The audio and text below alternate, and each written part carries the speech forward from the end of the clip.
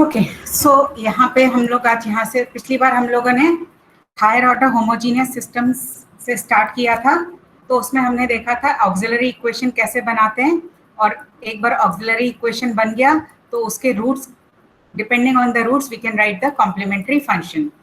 सो एक प्रॉब्लम और कर लेते हैं, then we'll go on to the particular integral. जैसे ये हमें दिया है d square plus 1 operating on y equal to 0 given when x equal to 0 y equal to 2 and when x equal to pi by 2 y equal to -2। तो ये जो दो condition दी हैं, ये दो कंडीशन खाली स्पेसिफिकली कांस्टेंट्स की वैल्यू फाइंड करने के लिए हैं। तो पहले हमें इसका सोल्यूशन निकालना है। तो ऑक्सिलरी इक्वेशन निकालने के लिए हमने आपको बताया था जहां d को हम m से रिप्लेस कर देंगे। सो d स्क्वायर है तो m स्क्वायर से रिप्लेस हो गया, +1 equal to 0। Now when you solve this equation you get m equal to plus minus I imaginary roots, and therefore the complementary function or the solution to the homogeneous part, that is y subscript h, is c1 cos x plus c2 sin x। अब ये c1 और c2 की values निकालने के लिए हम ये दो कंडीशंस यूज करेंगे। So when x is equal to 0 y is 2। सो जब आप x equal to 0 रखेंगे, cos 0 is 1 तो ये c1 आ जाएगा, sin 0 is 0 so this term will be 0 and y is equal to 2 हम यहाँ रखेंगे तो c1 की वैल्यू हमें 2 मिल गई। अब दूसरी चीज क्या है, when x is pi by 2 y is -2, so y is -2 and when you put x equal to pi by 2 cos is 0 and sin is 1 so c2 की वैल्यू आ गई -2। put the value of c1 and c2 here, तो हमारा क्या आ जाएगा, solution to the homogeneous part is 2 cos x minus sin x। This will be the solution to the given problem।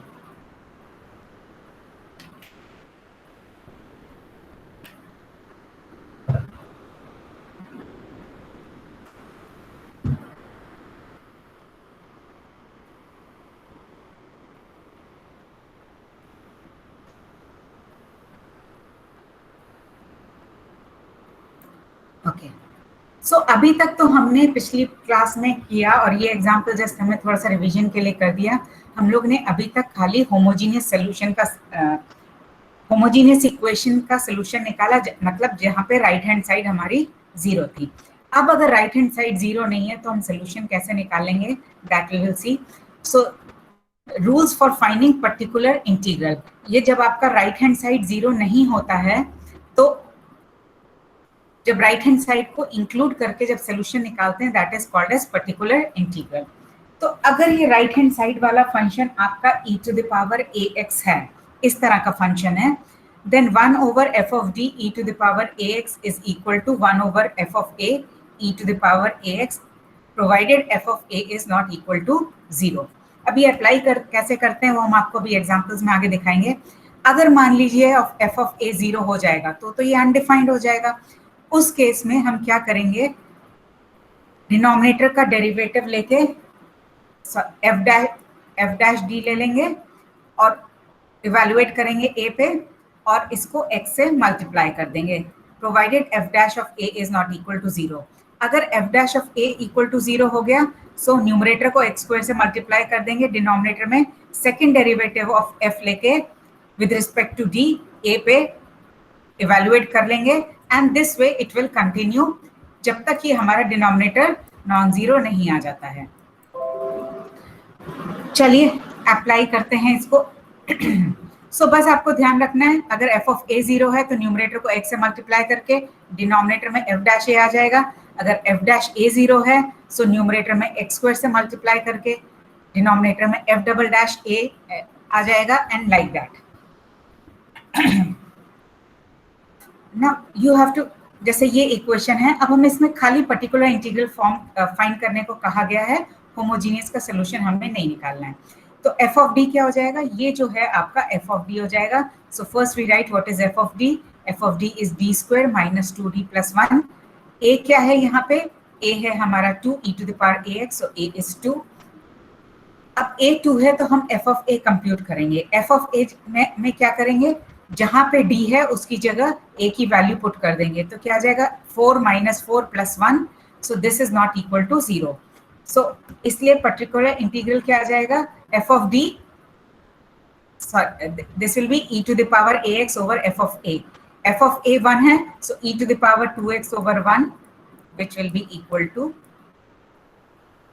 e to the power 2x. so ये हो जाएगा हमारा particular integral.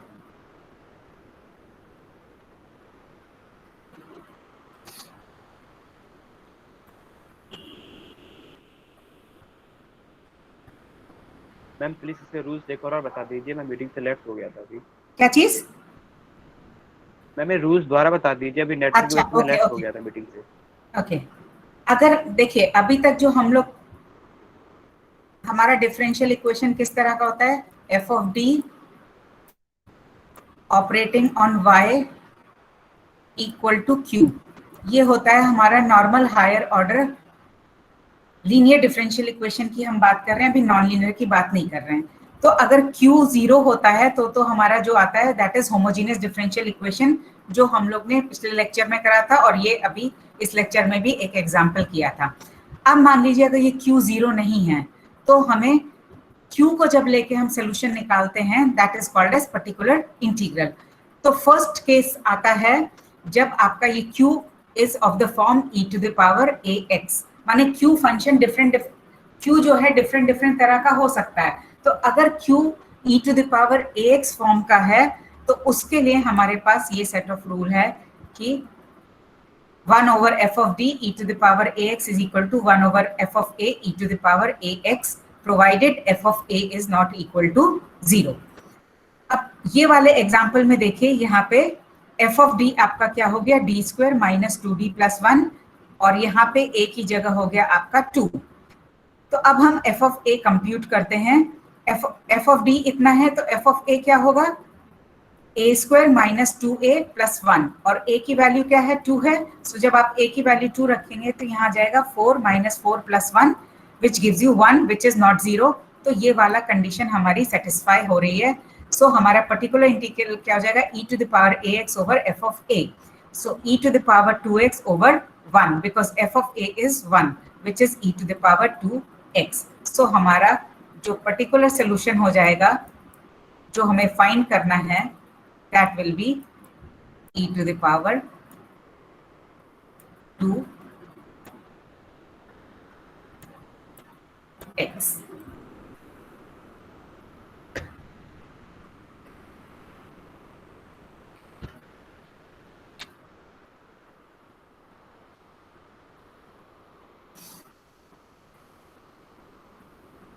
Okay, अब मान लीजिए आपका f ऑफ a 0 हो जाता है. सपोज f ऑफ a 0 हो जाता है, तब हम क्या करेंगे, f dash at a compute करेंगे. अगर ये 0 नहीं है तो हम क्या करेंगे, लेफ्ट हैंड साइड में इधर डेरिवेटिव लिखने की आपको जरूरत नहीं है बिकॉज, एक मिनट, हाँ, अगर f ऑफ a 0 हो जाता है तो हम f dash of a compute करेंगे. अगर ये नॉन जीरो नहीं है तब उस केस में 1 over f of d e to the power ax क्या हो जाएगा, x न्यूमरेटर में आ जाएगा, डिनोमिनेटर में f dash evaluated at a e to the power ax. तो अगर ये 0 हो जाता है, ये नॉन जीरो है, तो हम फिर ये वाला रूल अप्लाई करेंगे. अब इसके लिए देखिए next example, find particular integral of this one. So f of d क्या हो गया, d square minus 2d plus 1, और a हो गया आपका 1 बिकॉज यहाँ पे x का कोफिशिएंट 1 है. f of 1 is 0. f dash of d कितना हो जाएगा, जैसे आप नॉर्मल डिफरेंशिएट करते हैं वैसे ही करेंगे. f डैश कितना हो जाएगा, 2d minus 2 and then constant का derivative 0. Now f dash at a that is 1, this is again 0 because 2 minus 2 is 0. अब हम इसका फिर से डेरिवेटिव निकालेंगे. So f double dash at d comes out to be 2 and f double dash at 1 is 2 which is not 0. Now इसमें second derivative 0 नहीं है, first derivative 0 है, तो हमें ये थर्ड वाला अप्लाई करना पड़ेगा. यहाँ पे फर्स्ट डेरिवेटिव आपका 0 है, सेकंड डेरिवेटिव आपका 0 नहीं है, तो हम ये वाला रूल अप्लाई करेंगे. इसमें क्या करेंगे, x न्यूमरेटर को x स्क्वायर से मल्टीप्लाई कर देंगे और डिनोमिनेटर में रख देंगे f double dash at a. So इस केस में क्या हो जाएगा, एक्स स्क्वायर से न्यूमरेटर को डिवाइड किया, F double dash at 1 is 2, so 2 रख दिया, e to the power x। ये हो गया आपका पर्टिकुलर सोल्यूशन, जिसको हम लोग y ऑफ p से भी डिनोट करते हैं। अब मान लीजिए आपका होता सेकेंड डेरिवेटिव भी 0 हो जाता। सपोज इस केस में आपका सेकेंड डेरिवेटिव भी आपका 1 पे 0 हो जाता, और थर्ड डेरिवेटिव की वैल्यू सपोज आपकी आ जाती एफ एट 1 पे सपोज आपकी आ जाती 5, तो उस केस में आपका क्या हो जाता है पर्टिकुलर इंटीग्रल? उस केस में आपका पर्टिकुलर इंटीग्रल क्या हो जाता? अब थर्ड डेरिवेटिव नॉन जीरो है तो हम न्यूमरेटर को एक्स क्यूब से मल्टीप्लाई कर देंगे, e to the power x जो हमारा यहाँ था divided by f triple dash evaluated at 1 that is 5। So इस तरह से जो नॉन जीरो डेरिवेटिव आएगा जिस ऑर्डर का होगा उसी की पावर से न्यूमरेटर में हम मल्टीप्लाई करके सोल्यूशन लिख देंगे। जैसे इधर पे सेकंड डेरिवेटिव नॉन जीरो था तो हमने एक्स स्क्वायर से मल्टीप्लाई कर दिया और नीचे एफ डबल डैश एट 1 लिख दिया एंड लाइक दैट। सो इस तरह से आप इवेल्युएट करते जाएंगे, जब आपका नॉन जीरो आ जाएगा वहां पे आप स्टॉप कर देंगे and accordingly you will write the particular solution. चलिए ये वाला प्रॉब्लम है, find solution of D square plus 1y equal to 3 plus 5 E to the power x। अब आप क्या करो, इसका ये जो पर्टिकुलर इंटीग्रल है दैट इज उसको भी छोड़ो, खाली आप क्या लो, आप q को लो 5 ई टू द पावर x और ये हो गया आपका f ऑफ d। आप हमें निकाल के बताओ पर्टिकुलर इंटीग्रल क्या होगा, फिर हम लोग ये प्रॉब्लम ढंग से सॉल्व करेंगे। पर पहले आप हमें खाली एफ ऑफ डी ये ले लो और क्यू ले लो 5 ई टू द पावर एक्स, और इसका हमें वो निकाल के बताओ पर्टिकुलर इंटीग्रल क्या आएगा।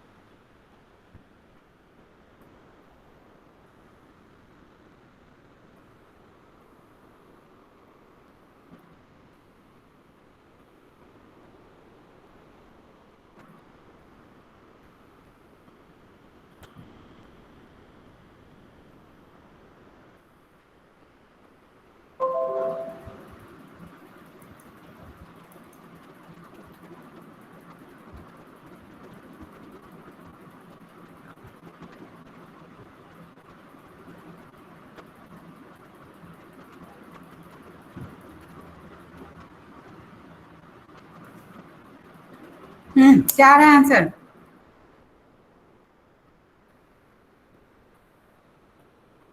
इतना सिंपल है, इसमें प्रॉब्लम क्या रहे? हमने आपसे कहा एफ ऑफ डी आप ले लीजिए डी स्क्वायर प्लस 1, सर्किल भी किया हुआ है हमने, आप स्क्रीन पे देखिए। So this is D square plus 1।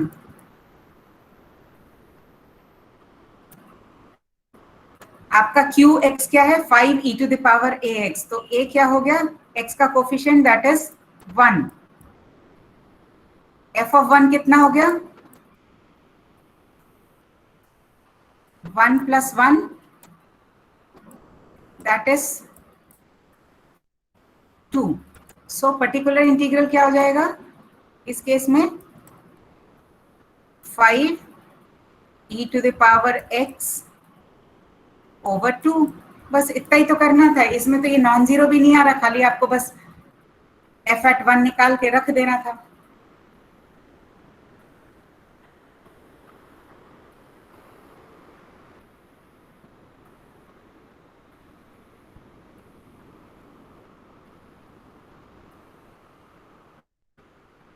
Okay, चलिए पूरा क्वेश्चन सॉल्व करते हैं। अब देखिए हमें इस पूरे का सोल्यूशन निकालना है। अब खाली पर्टिकुलर इंटीग्रल नहीं निकालना, खाली होमोजीनियस नहीं निकालना, पूरे का सोल्यूशन निकालना है। सो ऑक्सिलरी इक्वेशन क्या हो जाएगा, d की जगह m रिप्लेस कर देंगे, so this will be m square plus 1 equal to 0 हो जाएगा। अब ये थोड़ा सा हाइट है, हाँ अब आपको ठीक से दिखेगा। देखिए d की जगह m रख दिया तो m square plus 1 equal to 0, so m is equal to plus minus i। So homogeneous part का सोल्यूशन क्या हो जाएगा, c1 cos x plus c2 sin x। Homogeneous part means हम लोग ने इस पार्ट को कंसीडर नहीं किया है, इसको हमने 0 रख के जब हम सॉल्व करेंगे तो ये होमोजीनियस पार्ट का सोल्यूशन आ जाएगा। अब पर्टिकुलर इंटीग्रल लाने के लिए हमें ये पार्ट कंसीडर करना पड़ेगा। So F of D is D square plus 1, ये हो गया आपका डी स्क्वायर प्लस 1, और q आपका हो गया 3 plus 5 E to the power x। अब हम ये पूरा q लेके चल रहे हैं, so this is 3 plus 5 E to the power x। 3 को हम लिख सकते हैं 3 multiplied by E to the power 0x, because E to the power 0x is 1, plus 5 E to the power x। So particular integral क्या हो जाएगा, 1 over F of D and then q is 3 E to the power 0x plus 5 E to the power x। अब इसको हम दो parts में हमने इसको लिख लिया, एक ई टू द पावर 0x के साथ, एक ई टू द पावर x के साथ। अब यहाँ पे देखिए, यहाँ पे a0 है, जब आप इसमें 0 पुट करेंगे d की जगह तो आपका क्या आ जाएगा, 1 आ जाएगा। So 3 times E to the power 0x over 1, 5, यहाँ पे आपका a है 1, जब आप 1 पुट करेंगे यहाँ पे तो ये आ जाएगा 1 plus 1 2, so that is Y 2 E to the power x। So this is your particular integral. So the complete solution will be homogeneous part का सोल्यूशन प्लस पर्टिकुलर पार्ट का सोल्यूशन। होमोजीनियस पार्ट का solution ये है, particular part का solution ये है, दोनों को हम लिख देंगे तो हमें कंप्लीट सोल्यूशन मिल जाएगा।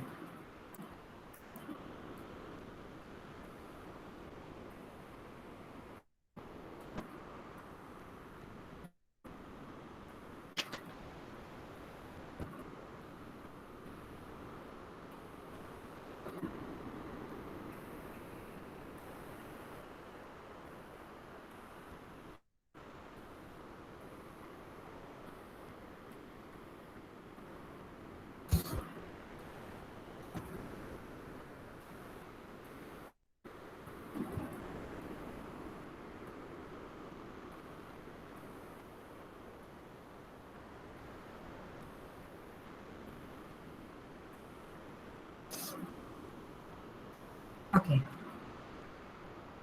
नेक्स्ट क्वेश्चन ये देखिए, solve d plus 2 multiplied by d minus 1 cube operating on y equal to e to the power 3x। अब देखिए ये यहाँ पे हमें ऑलरेडी फैक्टराइज फॉर्म में दिया है, कुछ केसेस में हो सकता है हमें फैक्टराइज फॉर्म में ना दिया, हमें इसको फैक्टराइज करना पड़े, बट ओके यहाँ पे जिस फॉर्म में दिया है उसी से हम स्टार्ट करते हैं।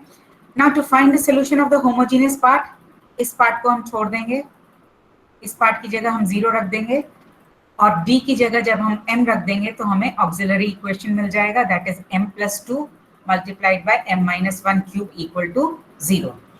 सो रूट्स क्या हो जाएंगे, -2 और 1 रूट इज रिपीटेड 3 टाइम्स, माने 1 की मल्टीप्लिसिटी 3 है। So the solution to the homogeneous part will B,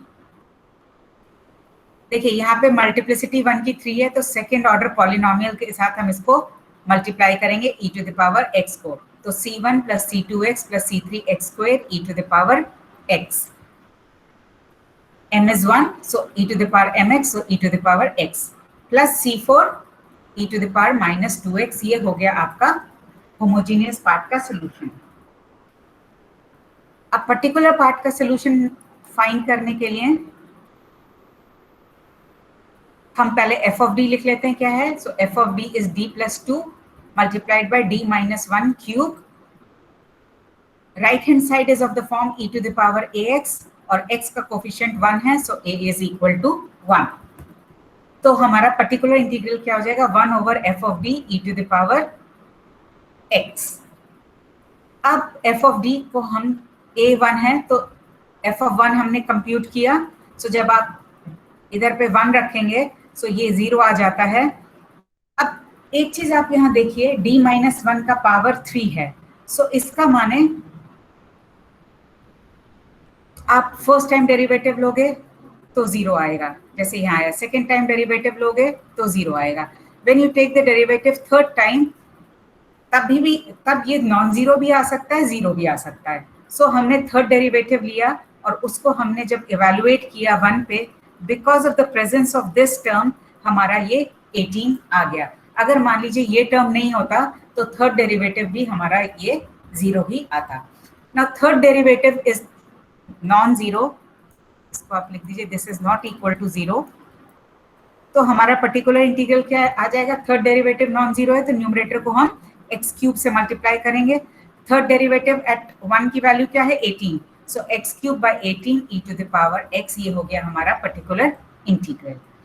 एक बार हमारा पर्टिकुलर इंटीग्रल आ गया, होमोजीनियस सोल्यूशन का सोल्यूशन हमने पहले ही निकाल लिया था, तो कंप्लीट सोल्यूशन हो जाएगा C1 प्लस होमोजीनियस पार्ट का solution plus particular integral. Just go through it. If you have any questions, you can ask.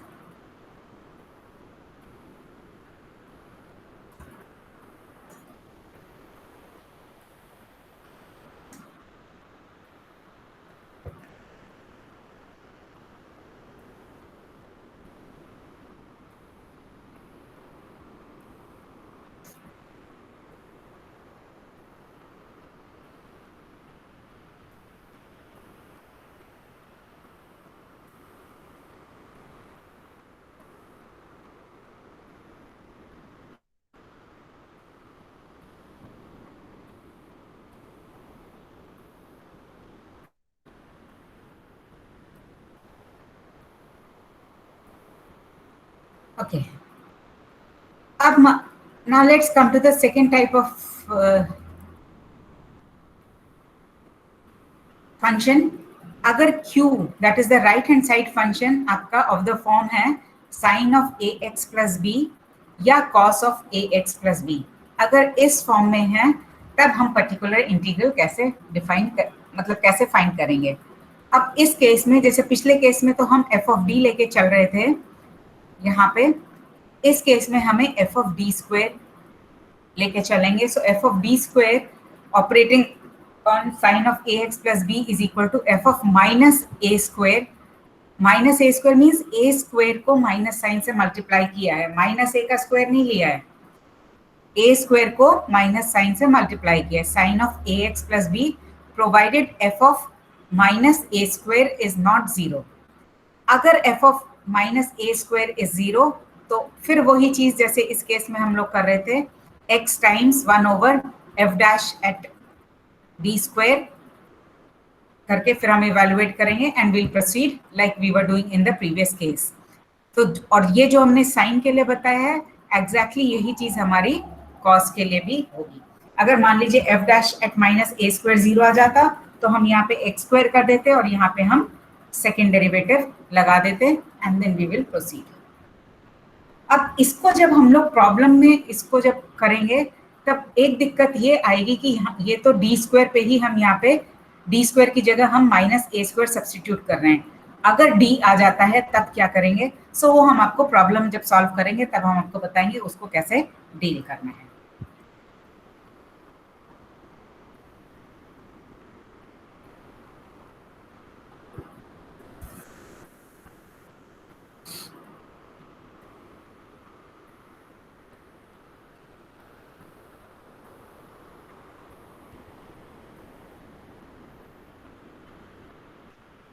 Okay, let's come to the problem. Solve y triple dash plus a square y dash equal to sin ax। ये हमें differential equation दिया है जो हमें solve करना है। तो auxiliary equation के लिए तो हम खाली लेफ्ट हैंड साइड लेंगे और लेफ्ट हैंड साइड में जहाँ थर्ड ऑर्डर डेरिवेटिव है उधर हम m क्यूब रिप्लेस कर देंगे, फर्स्ट ऑर्डर डेरिवेटिव की जगह m रख देंगे। a स्क्वायर कांस्टेंट है तो उसको वैसे ही कर लिया and right hand side is 0। So this gives you m is equal to 0 and plus minus I times a। Third degree equation है तो 3 रूट्स मिली। So the solution to the homogeneous part is c1 e to the power mx। m जब आप 0 रखेंगे सो e to the power 0 will be 1, so it will be just c1, और ये complex है तो इसके लिए आ जाएगा c2 cos ax plus c3 sin ax. सो ये हमारा हो गया इसका होमोजीनियस पार्ट का. Now let's come to the particular part. अब पर्टिकुलर पार्ट आप देखिए sin ax है, तो अगर आप इससे मिलाएंगे सो sin ax प्लस b है और यहाँ पे sin ax है, तो दैट मीन्स b इज 0. और अगर आप फॉर्मूले में देखो, फॉर्मूले में कहीं पे भी b स्क्वायर का अलग से कोई यूज नहीं है, cos और sin के आर्ग्यूमेंट में ही यूज है. So now let's come to the particular integral. f of d क्या हो जाएगा, यहाँ थर्ड ऑर्डर डेरिवेटिव है तो d cube plus a square, यहाँ पे d, so this will be your f of d. अब इधर से हम एक d कॉमन ले लेते हैं तो ब्रैकेट के अंदर क्या आ जाएगा, d square plus a square. Now f of minus a square, f of minus a square माने जहां पे भी d स्क्वायर है उसको हम माइनस a स्क्वायर से रिप्लेस कर देंगे. सो d जहां पे है उसको वैसे ही कॉपी कर लिया, d स्क्वायर की जगह माइनस a स्क्वायर रखा plus a square, this gives you 0. अब f of d square sorry f of minus a square 0 हो गया, तो अब हम क्या करेंगे, f dash at d compute करेंगे. f डैश एट d हम यहाँ से कंप्यूट करेंगे तो हमारा क्या आया, 3d square plus a square. Now we will compute f dash at minus a square. Again इस एक्सप्रेशन में जहां पे भी d स्क्वायर है उसको हम माइनस a स्क्वायर से रिप्लेस कर देंगे. तो क्या आ गया, माइनस 3a स्क्वायर, क्योंकि d स्क्वायर की जगह माइनस a स्क्वायर रखा तो माइनस 3a स्क्वायर आ गया, plus a square, and this gives you minus 2a square which is not 0. तो अब देखिए यहाँ पे जब f of minus a square 0 नहीं था तो हम क्या कर रहे थे, न्यूमरेटर को x से मल्टीप्लाई कर रहे थे, डिनोमिनेटर में f of minus a square की वैल्यू करके इस पे ऑपरेट कर रहे थे. वही चीज यहाँ करेंगे, x से मल्टीप्लाई किया 1 over f dash of d sine ax, x 1 over f dash at minus a square कितना हुआ, minus 2a square into sine of ax, so this comes out to be minus x sin ax into sorry divided by 2a square. ये हो गया आपका particular integral. So the complete solution will be homogeneous part plus the particular part. So ये हो गया आपका homogeneous part का, ये हो गया आपका particular part का, तो ये हो गया आपका complete solution.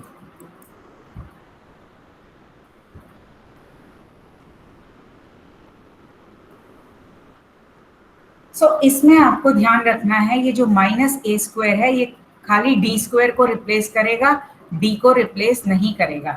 इसीलिए यहाँ पे जब d क्यूब था तो हमने d कॉमन लेके इसको d स्क्वायर के टर्म्स में कन्वर्ट किया और फिर d स्क्वायर की जगह हमने माइनस a स्क्वायर को रिप्लेस किया.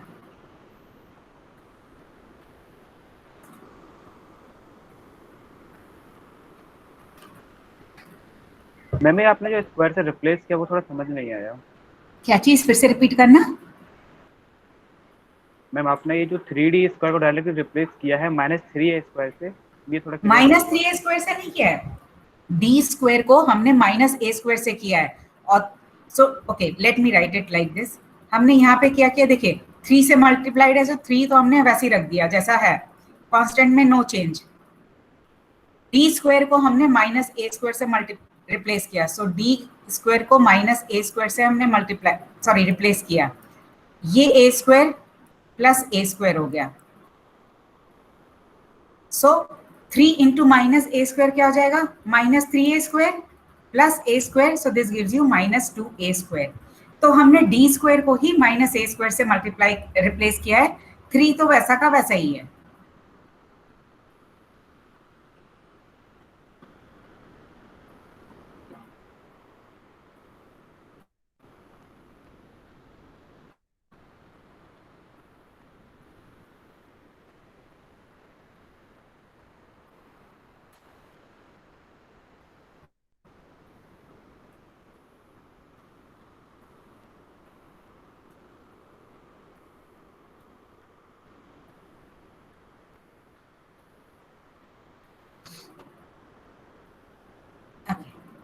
नेक्स्ट प्रॉब्लम देखिए, find particular integral of d cube plus 1 operating on y equal to sine of 2x plus 4. अब इस केस में a आपका हो गया 2 और b हो गया आपका 4, सो a is 2 and b is 4. f of d is equal to d cube plus 1. अब a is 2, so f of minus a square will be f of minus 2 square. तो अब इसमें d स्क्वायर को हम minus two square से replace करेंगे. सो देखिए d square को हमने माइनस 2 स्क्वायर से रिप्लेस किया और d एक फैक्टर यहां रख दिया, क्योंकि d क्यूब क्या है, d cube you can write as d square into d. अब d स्क्वायर को हमने माइनस 2 स्क्वायर से रिप्लेस कर दिया और d जो है वैसे ही रख दिया plus 1, and this comes out to be minus 4d plus 1. So 1 over d cube plus 1 operating on sine of 2x plus 1 will be 1 over 1 minus 4d sine of 2x plus 4. अब देखिए इसमें तो हमें डायरेक्ट आंसर मिल गया था तो हमने ये लिख दिया. अब इस केस में अगर आप देखेंगे तो हमें f of minus A square की वैल्यू मिली 1 माइनस 4d, तो ये हमने 1 माइनस 4d रख दी. अब देखिए साइन में जो है हमेशा हम डी स्क्वायर को रिप्लेस करते हैं माइनस ए स्क्वायर से, डी से रिप्लेस नहीं करते हैं. तो और यहाँ पे अब हमारा डी आ रहा है, तो अब हम क्या करेंगे, न्यूमरेटर और डिनोमिनेटर को 1 प्लस 4d से मल्टीप्लाई कर देंगे. सो न्यूमरेटर में आ गया 1 प्लस 4d और डिनोमिनेटर में आपके आ जाएगा 1 माइनस 16d स्क्वायर. एंड यहाँ पे साइन ऑफ 2x प्लस 1 ऐसा ही हम लिख देंगे. सो ये चीज आपको इंपॉर्टेंट ध्यान देनी है कि जब आप खाली डी स्क्वायर के फैक्टर्स आपके D square and higher powers of D खत्म हो जाए, आपके पास खाली डी के टर्म्स बच जाएं और कांस्टेंट बच जाए, तब फिर आपको इस तरह से न्यूमरेटर डिनोमिनेटर मल्टीप्लाई करके इसको डी स्क्वायर के फॉर्म में लाना होगा. तभी आप ये साइन के साथ इसको कंबाइन करके आगे प्रोसीड कर सकते हो. ठीक है, अब यहाँ डी स्क्वायर आ गया. अब देखिए पहले हम न्यूमरेटर टच नहीं करेंगे, पहले हम डिनोमिनेटर को सिंप्लीफाई करेंगे. सो अब डी स्क्वायर को हम -2 माइनस ए स्क्वायर से रिप्लेस करेंगे और ए क्या है -2. सो 16 मल्टीप्लाइड बाय -2 स्क्वायर. यहाँ देखिए, यहाँ पे देखिए ये डी स्क्वायर था, इसकी जगह माइनस हमने 2 स्क्वायर से इसको रिप्लेस कर दिया है. So this become 64 165. तो यहाँ 1/65 आ गया. अब ये करने के बाद अब ये जो है इसको हम इसके ऊपर ऑपरेट कराएंगे. 1 है, so 1 you can treat as the identity operator. तो जब आप इसके ऊपर कराएंगे तो आपको यही मिल जाएगा. 4 वैसे ही लिख देंगे. D means derivative. Derivative of sine 2x plus 4 क्या हो जाएगा, 2 times cos of 2x plus 4. वो 2 और ये 4 मिला के हो जाएगा आपका 8. सो 8 cos 2x plus 4 आपका आंसर आ जाएगा. सो whenever there is only single power of d in the denominator, आप ऐसे मल्टीप्लाई करके उसको d स्क्वायर टर्म्स में लेके आएंगे. फिर आप डिनोमिनेटर को पहले सिंप्लीफाई करेंगे, बाद में न्यूमरेटर में जो भी आ रहा है उसको इस फंक्शन के ऊपर ऑपरेट कराएंगे आप. सो this is what you will get.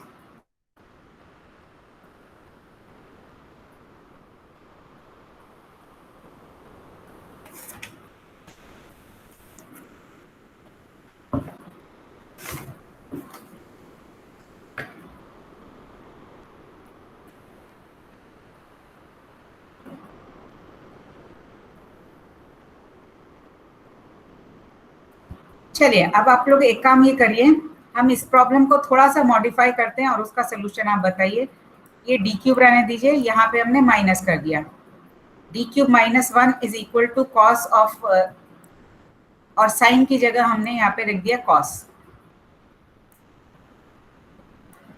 Of 3x plus 4. अब आप इसका पर्टिकुलर इंटीग्रल कैलकुलेट करके बताइए क्या होगा. हाँ, किसी को कोई क्वेश्चन है?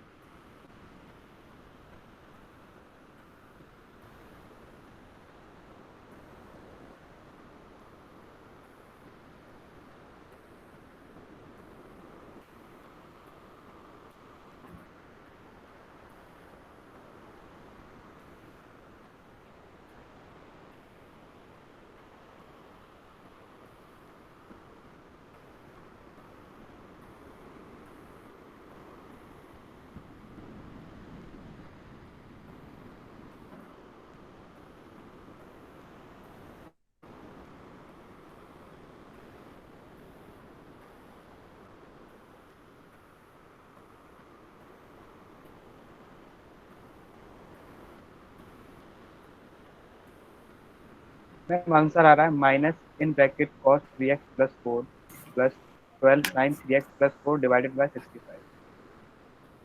फिर से एक बार फिर से रिपीट करो please. Ma'am minus in bracket cos 3x plus 4 plus 12 sine x 3x plus 4 नहीं बेटा, बाय 65। कोफिशिएंट्स भी आएंगे, कोफिशिएंट भी आएगा। ओके, लेट्स सी क्या कर सकते हैं हम यहाँ पे। सो यहाँ पे आपका a हो गया 3, ठीक है, क्योंकि cos 3x प्लस 4 है, और f ऑफ d हो गया d square d cube minus 1। So f of minus 3 square क्या हो जाएगा आपका, यहाँ माइनस 3 स्क्वायर हो जाएगा, सो this will become minus 9, minus 9d plus 1।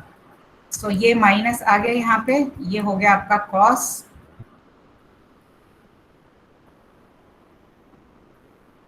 और ये आ जाएगा 9d यहाँ पे, and this will B cos 3x plus 4। अब हम न्यूमरेटर डिनोमिनेटर में 1 प्लस 9d से मल्टीप्लाई करेंगे, तो ये 1 प्लस 9d हो गया, ये हो जाएगा minus 81 d square cos of 3x plus 4। अब ये हो गया 9d, ये हो गया cos ऑफ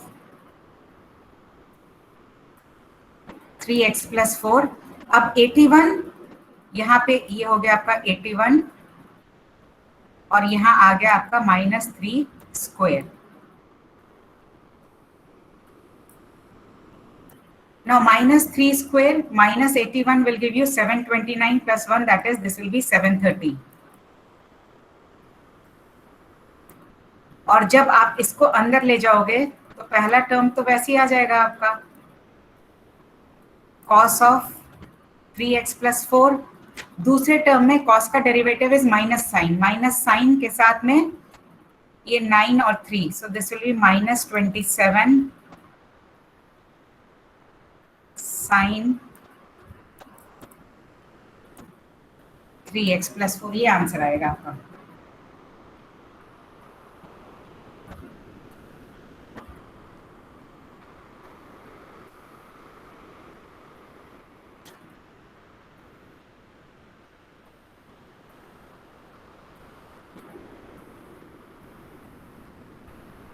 यहाँ पे divide plus and minus 1 by 9d।